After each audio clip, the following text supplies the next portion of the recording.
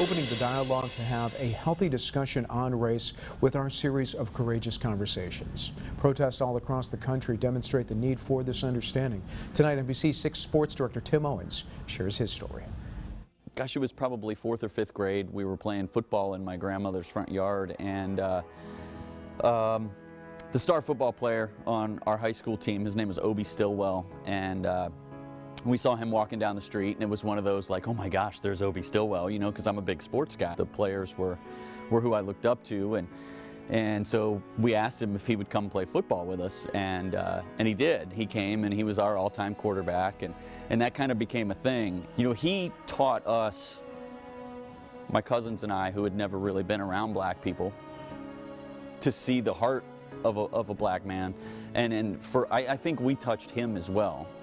This is hard. I don't want to say the wrong thing. I don't want anybody to think bad of me, even though in my heart there is no hate.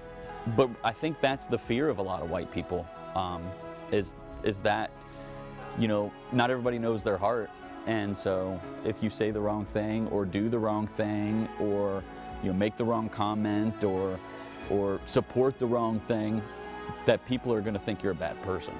There's no distractions because of the pandemic. When this came up, the kneeling during the national anthem, there was other things going on. There was sports, there was concerts, there was everything else. The pandemic, there's nothing else.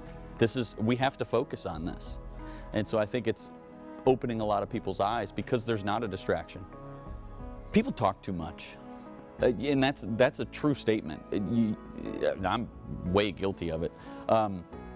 They talk too much. They're waiting for their turn to talk rather than listening and empathizing with people. And this isn't just a race thing. This is a politics thing. This is everything.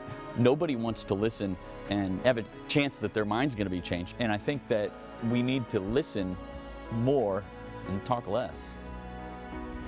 There's some interesting points there.